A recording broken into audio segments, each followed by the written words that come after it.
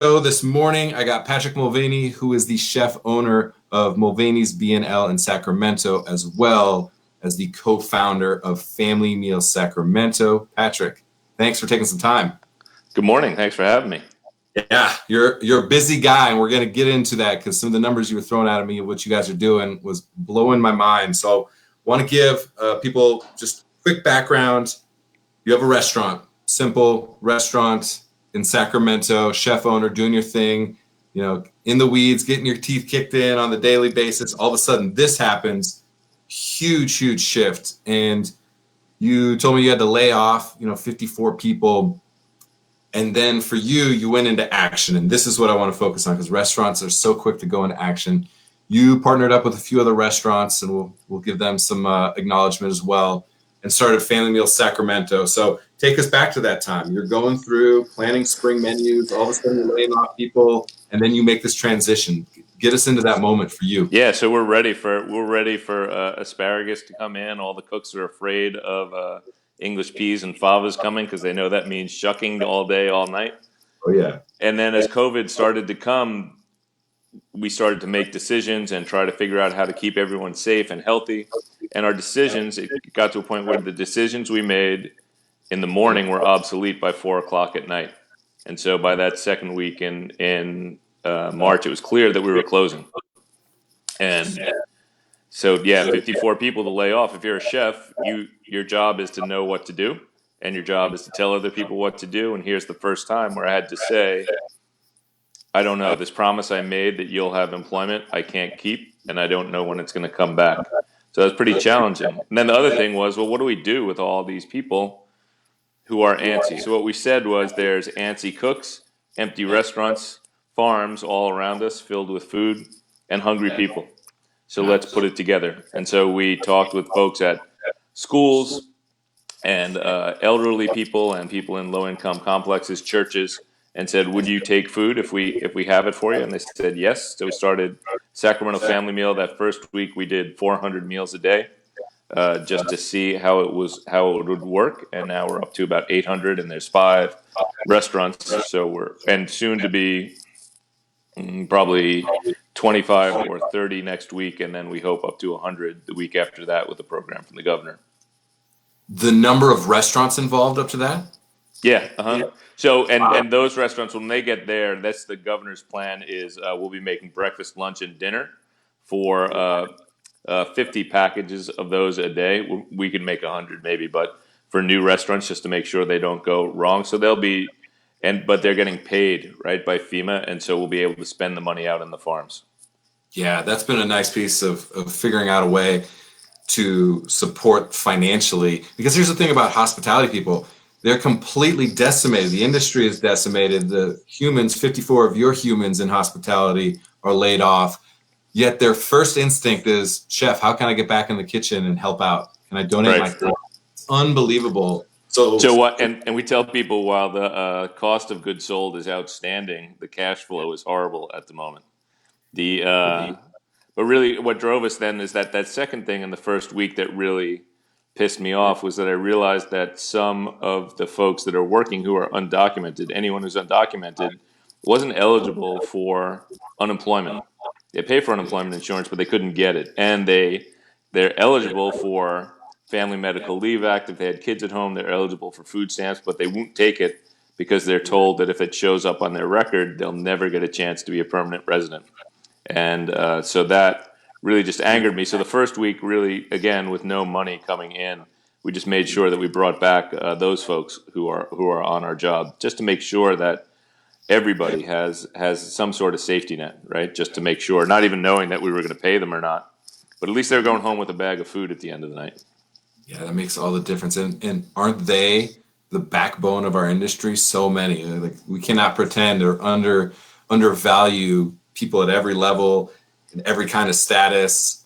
Like, we're built upon like that community. So I think that's, and now all of a sudden these people that you thought were other, now you realize that they are the essential workers. And so for us, one of the big incentives for this program, for the governor's program, is to be able to spend the money on the small farms, because as if it's 10% in restaurants, the percentage of undocumented is even higher out in the fields. Yeah, yeah, absolutely. And so let's back up and talk about a couple of those other core restaurants. And it's amazing you have a team of 5 restaurants that now could potentially turn into 100 restaurants that are stamping out this model. So who are those 5 restaurants, and why was it important for those restaurants to be a part of this kind of nucleus? Well, Camden, so Cannon, East Sac, Brad Checky and Clay Nutting, his partner, just were the ones who came and said, "Hey, this is an idea, and what do you think about start feeding them?" So Brad worked for me years ago when he first got out of CIA, and so he was happy to work with me, but he knew as we moved forward that I'm just going to barrel through and do it the hard way. And because of all the scars that he's left on him from me, he's much better at organizing. So we knew we would make a good team. And then Camden Spit and Larder and Laura, Deneb Williams and Oliver Ridgway, and then our friends at Bincho Yaki, Craig and Toki Sawada, all said, "Hey chef, what do we do? How do we get into this? How do we help? We have an empty restaurant, and what are we doing?" So for us, it didn't seem that takeout would have been okay, except for it only bring back 4 people out of 54. Not enough for me to really make a difference. And this is a way to make a difference in the community. And so Brad and Clay were good, and they said, "Let's go figure out how to raise money." And I said, "I don't know. I'm not sure about raising money. Let's go figure out see if we can get relief money from the government." And so we each went forward in our own ways. Those guys, methodical, on paper, really good. Me, just blindly making a bunch of food and giving it away. And then talking to everybody, really. And all the conversations of everyone who's been in the restaurant, right? From the governor to the garbage man. All those connections that we've made over the years in our restaurants really paid off today, to be able to say to folks, "There's hungry people, this is what you're doing. This is what we are doing. How can you help me?" And everybody has just been really good. In those conversations, this is an interesting part because sometimes small independent restaurants, one, are just so in the weeds that they can't look outside their 4 walls, and two, don't feel like they maybe are given permission to be able to speak to the governor, to legislators, to the USDA, all these different conversations that you're having now. Maybe talk to that, because they do have permission and they should be active voices in that part of the community. Well, being in Sacramento, we're 7 blocks from the Capitol. And so we get a lot of our businesses from people who get paid a lot to go talk to these people.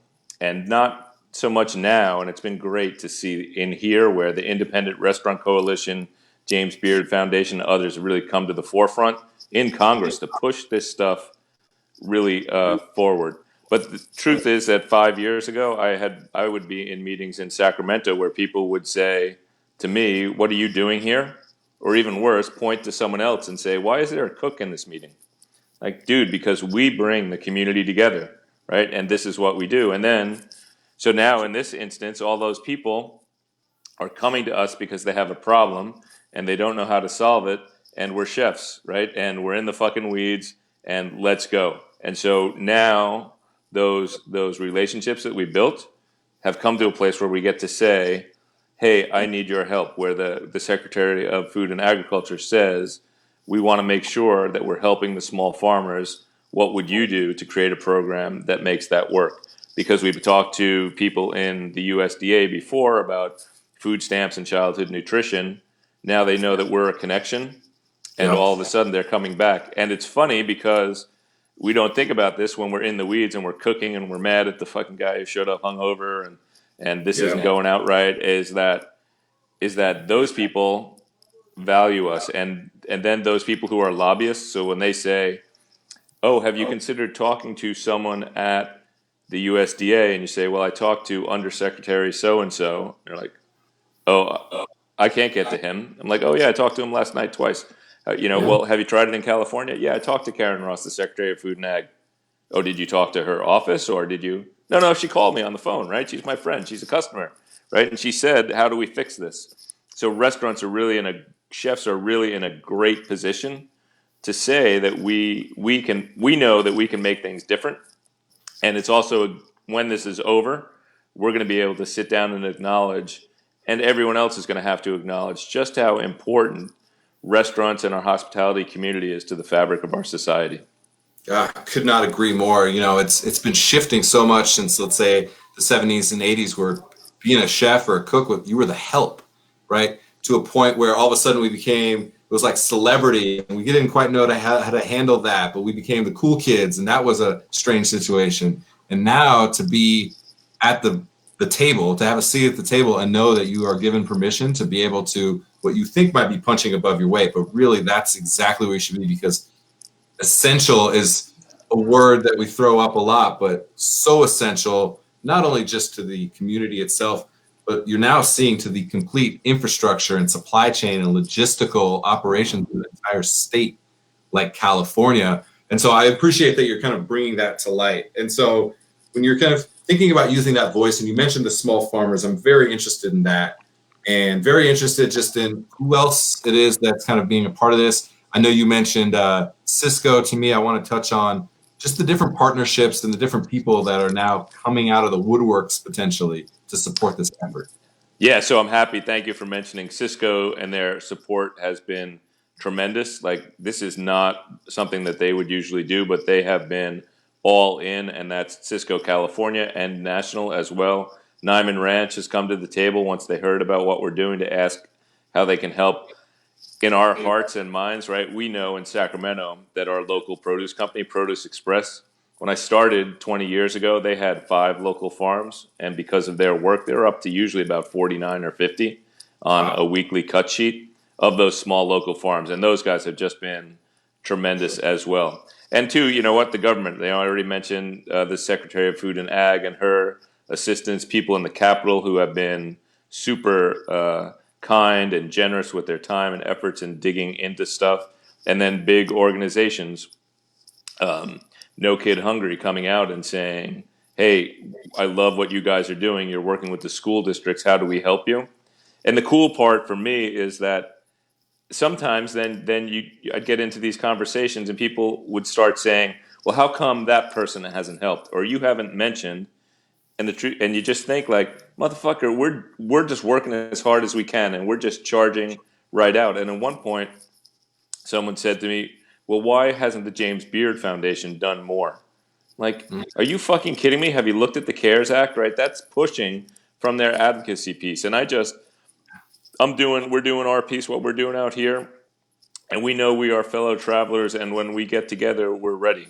So when I talked to the vice president for Impact there about that, someone saying, "Well, James Beard wasn't involved," she just said, "Oh, fuck, Patrick, just tell them you are James Beard. That's fine. We're behind you." Yeah. Is that So it's V? cool, right? Because it's the restaurant piece, right? We know as a chef, you walk into the kitchen and see what's needed, right? And then you just start doing it. Sometimes it's washing dishes. Sometimes it's hitting the grill. Sometimes it's going back to refill the guys' 6 pans that are getting empty. Sometimes it's just patting them on the ass and giving them a Coke, right? But Yeah. but that idea of what we do as a restaurant, which is find out see where the weak point in the system is, and fill it in as best you can, as quick as you can. We know now in this instance that there's thousands of restaurant people all across, millions of restaurant people all across the country who are doing that exactly. And you don't have to look to see, right? Like I know, right? My boys and girls, you guys are on my team. And I don't have to look to see whether you're doing the right thing, because I know you're doing the best you can.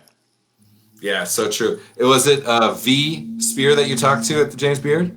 Yeah, I talk to Vitas all the time. Yep. And then Catherine Miller's her boss. But Yep. yeah, but those guys. So think about what those guys are doing with advocacy pieces, helping me tread through the world of the USDA and FEMA and emergency services and Department of Labor in Washington, D.C. I'm helping them a little bit with stuff going on in California. We're all trying to figure out how we present something to the industry as a whole. Like, what happens when we reopen? What does that look like? And how do we make sure, as the restaurant community, that we're not given something that we have to do, but that we're in on the conversation about what it looks like when we reopen? Because we want to make sure, we want to be healthy, right? And we want to be safe for everybody, but we want to be in on the conversation. And sometimes people, sitting in an office just say, "Oh, I think this is what you should do." But that's not reality, right? We want to be able to bring reality to the conversation, and organizations like that, Independent Restaurant Coalition, NRA, all those folks have really helped put us at the table. Yeah, and I think being, again, proactive and kind of owning your own resources and being a part of the conversation is going to be so important, because it's also easy for restaurants. We're a surly bunch, so it's easy for us to be like, well, fuck those guys. They don't know what it takes. Well, then you better get over there and tell them what it takes and make Yep. sure that those lines of communication are clear and open, because it can actually make a difference. Clearly, one voice. And it's okay. And it's okay to say fuck a lot too, right? I mean, not to everybody. So they actually, in Sacramento, there's a joke that if they want me not to say fuck when I give a public speech, they have the congresswoman sit in front of me because she's a nice lady. Yeah. But that's right. But that truth is that it's super important now for anybody who's listening to call your congressmen, your senators, and even perhaps more importantly, call your mayors and your state representatives and your local representatives and ask them to call up the line for you. For those guys, for the guys in City Hall to say, hey, you know what? Patrick's having a tough time, to the congressperson, so that it moves up. Because the more, here's where we get our strength. We can see we get our strength from numbers, and we can now is the time to capitalize on the goodwill that we have in the community, right? Yeah, that people are seeing how, again, essential this is, not just to feed and nourish people, but like a sense of community is created in that simple exchange of food. Like it's so powerful. And so I really appreciate that. And the point that you made of just calling, I think it's interesting, because in restaurants, when you call and ask to talk to a manager, it's like a douchey thing, right? Yep. You're filling out a Yelp review for your mayor or something. It's like, that's not what it is. What it is giving proper feedback, utilizing the channel that's out there. It's having a team meeting, like it's having lineup just to say what's going on, what do we need, how do we execute. And so I think that's an important distinction, because sometimes it feels like you're calling up to complain about your cold soup, and that's not what it is. Yeah, and you're ratting out on people. But the truth is that in this time, particularly when those guys, nobody's ever seen this before. Nobody has any idea what's going on. So if you're saying here's a way to go better and here's how we come together, it's really good. And that value that restaurants have, right? So when people ask about the future, and no one knows how long or what it looks like specifically when we come out of this on the other side. But here's what I think is that we as restaurateurs, by having people come and breaking bread, help strengthen the fabric of our communities. And that need for gathering and being a part of the community is never going to change. And so while I'm afraid for many of my partners in the restaurant world, I know at the end of the day there is a need and a value for what we do. And it's showing as one of the highest needs and values for sure. Thinking about your people, and in this moment, right, we talked about the very beginning how you had 54 people laid off. You had to figure out a way. Curbside wasn't going to do it. It seemed very singularly focused on something that might create some revenue for the restaurant versus putting the most people back to work. When you're cooking 1,000 pounds of rice or 400 pounds of turkey, numbers of dishes where you're like, they don't even do that at giant banquets at these big organic. Right. It's like you're cooking at the Super Bowl kind of thing, which is not usually what you're doing, I know. And so putting your people to work in that way and allowing them to very simply interact with food and be able to nourish hundreds and hundreds of people, like talk about that dynamic, because I know that has to feel really good for you and for them.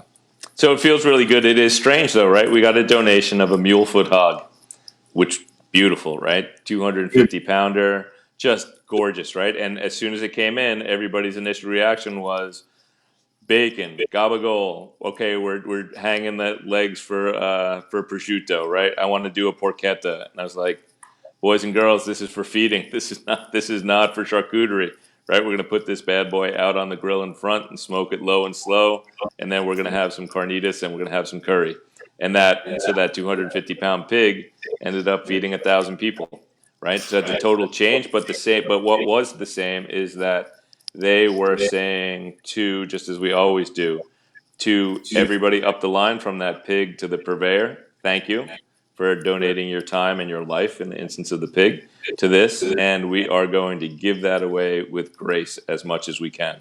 And that piece is the same, right? And that piece is the same. And it keeps us going, right? Because this is what we do. And it's not because someone's getting money, and a lot of the guys aren't getting paid. And I mean, people are here because this is what we do. It's not a question of whether we should or shouldn't be here. It's a reason that we must be here, right? In a time of need, how do we contribute? We cook, right? That's what we do. And so it's values, right? Which is really pretty cool for a bunch of, I mean, restaurant people can be scumbags sometimes, right? We're famous to be pirates. And so the idea that all of a sudden, wow, we're finding our better angels every day. It's great. We are that band of rebels, the island of misfit toys, all that. Yet when called to service, there isn't a moment of hesitation to be able to be of service and to cook. And I'm very interested. The 250-pound pig. See the smile on my face. So much fat, it's ridiculous. And I'm very interested in that one moment where they said, "Ooh, leg of prosciutto. Oh, we're gonna make guanciale. We're gonna do this. We're gonna do that." And he said, "We're going to roast that sucker. We're going to season it properly, and we're going to feed 1,000 people." That becomes such a seminal moment coming out of this, because now we're thinking about food in a very different way. It's not about being a chef. It's purely about being the conduit to feed people. Do you see yourself now thinking about your own restaurant coming out of this when you take 5 seconds after cooking all this food? How do I capture that essence and deliver it moment by moment every day for our internal guests and the external guests? Because I think it's important. If we stop caring so much about the prosciutto and caring about feeding the people, I think the prosciutto will get a lot better. Yeah, well, don't get me wrong, man. We have because it was a mulefoot hog. We have a bunch of lardo hanging in the back room, curing. And but yeah, so for us at the B&L, right, it's always been about welcome, right? That's the first word you hear when you come in. It's the feeling that we trust that you'll leave with at the end of your meal here.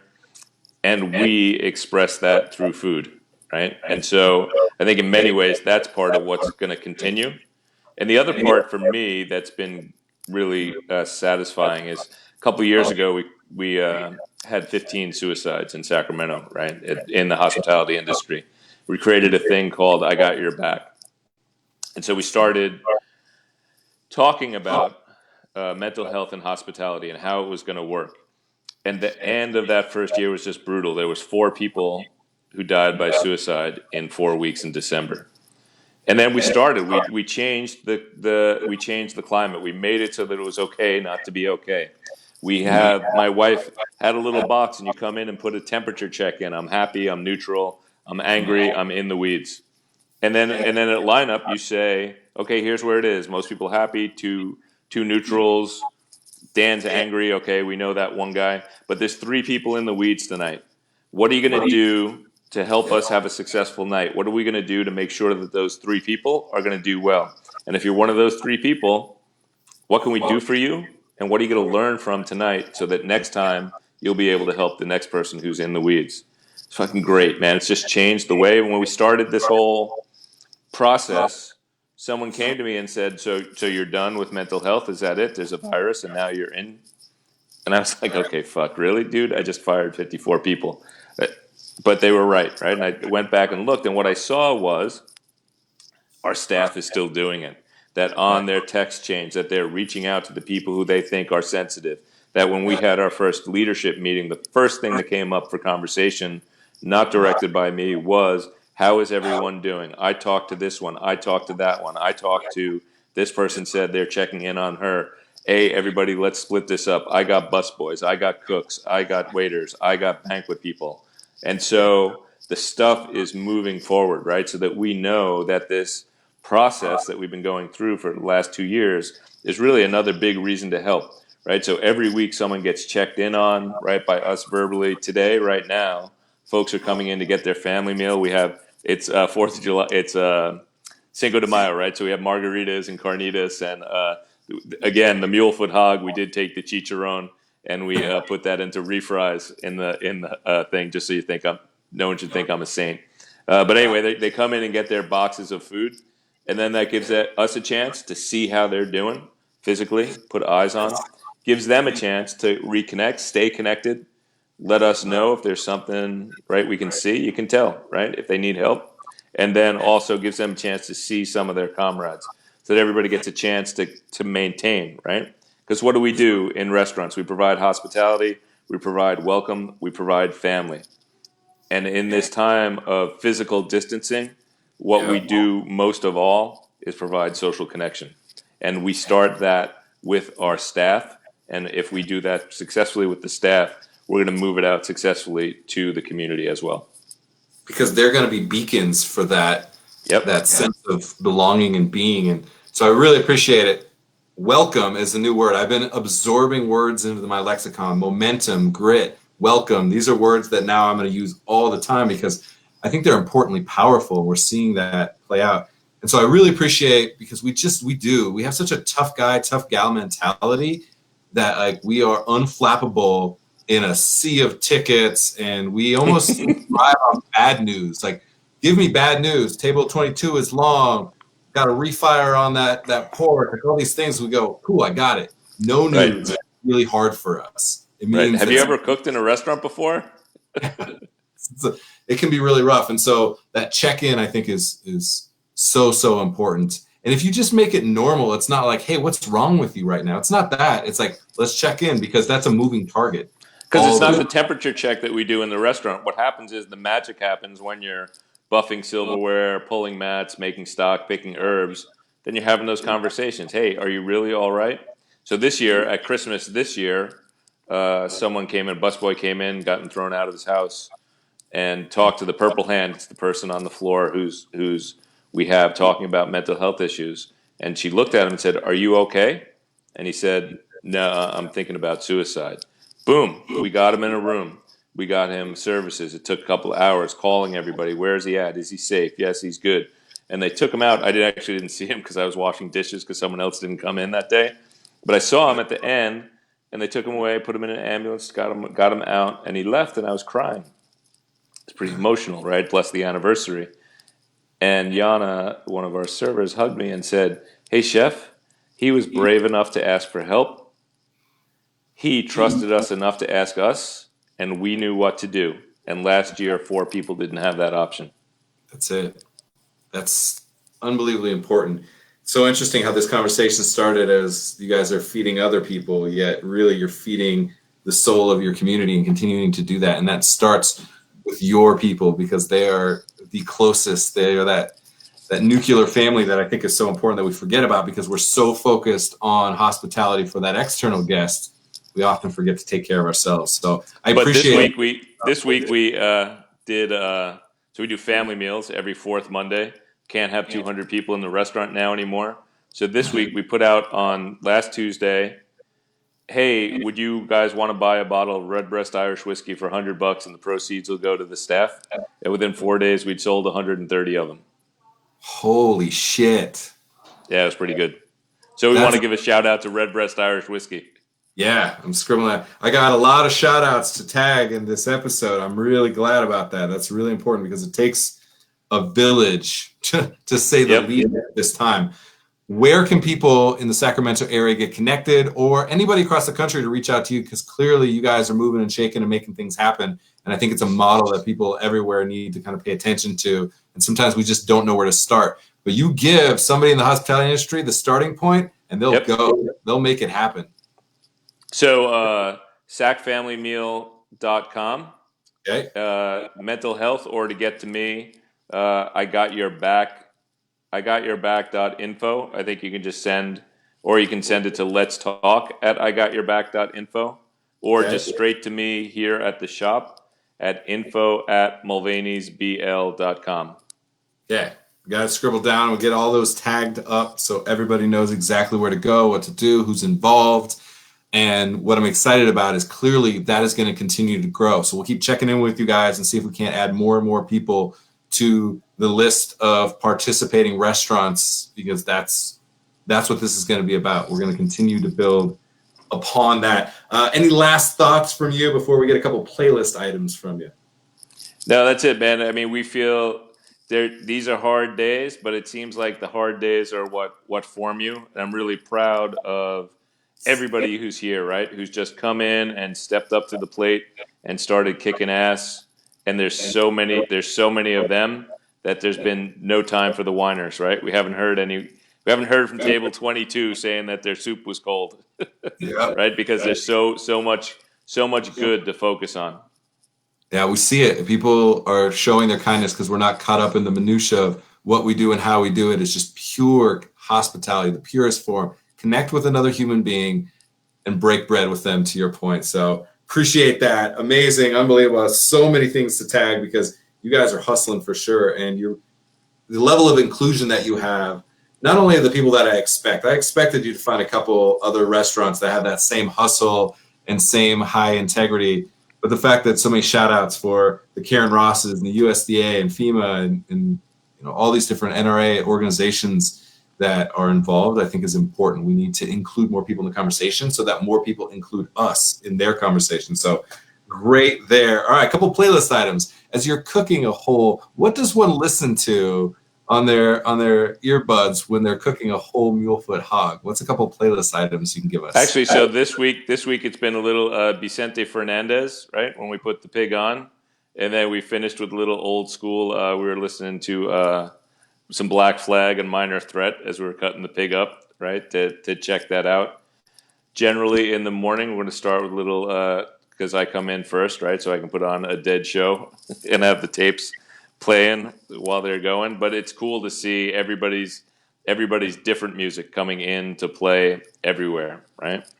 Yeah, you have all these micro moods that you're creating throughout. Right, so that they're different. So it's funny because there's guys who are saying, "Oh, I never heard that song before," right? So we were listening to Minor Threat playing Stepping Stone, and someone said, "Oh, that's a cool song. I like that." And someone else said, "Oh no, that's a Sex Pistols song." And I said, "No, actually, that's a Monkees song because I'm older than both of you."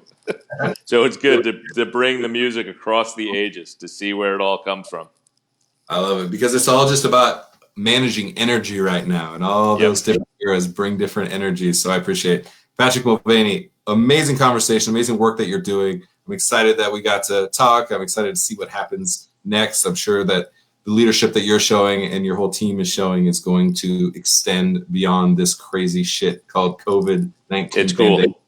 Hey, you know what? The other thing is, if they're done listening to this and they're not tired of me, they can go check out. We just had a segment on the Today Show on Sunday, so they're there. Today Show on Sunday. I will find that and we'll get it linked up. And then I just started reading the Vile, Evil and the Vile. It's about Winston Churchill in the first year of World War II because I wanted to see what a real leader looked like. That is one of the most quotable men in history and true leadership for sure. So Patrick, I appreciate you. Take care. Have a great day. Thanks, brother. Appreciate you. Ciao. I'm so impressed. Every single day that I get to do the show, I'm so impressed with the humans in hospitality. Just a chef out there trying to figure out how to come up with a spring menu and asparagus. And you mentioned fava beans and English peas and kind of getting into that groove and being chefy and creating amazing experiences. And like that, all of a sudden just thrown into turmoil and then go right to let's put people to work. Let's feed people and let's have important conversations. And so you'll see a lot of stuff coming from tagging this. I think he's definitely set the groundwork for some serious work. And big takeaway, you have permission if you are working in a restaurant, own a restaurant, or a part of your community to speak to the people that are pulling the levers at this time or any time. You are given permission to be able to be a part of that conversation because it's going to have an impact on you. That was a big takeaway, that you can't slink away from it because you don't have the authority, the prestige, the whatever barrier you think is in your place or somebody tries to throw up in front of you. It's not real. You have permission. All right. Tune back in about 25 minutes. I'm going to have Mario Nocifera on. He is with Bird's Eye Hospitality. He's all about customer experience, guest retention, employee retention, and kind of figuring out the balance between that and the bottom line. And so I'm interested to talk with him on kind of what's happening now, but moreover, what happens next, because I think those pillars are going to be important for us to understand as we kind of go forward. Tomorrow morning's episode, that is noon Mountain Time. I guess that's not morning, but noon Mountain Time tomorrow, Friday, have Derek Hull, who is the executive director of the Trotter Project, another organization, national, that's doing major work to feed people and to create infrastructure to support the hospitality industry, frontliners, everybody. So tune back in 25 minutes and then tomorrow as well. Cheers.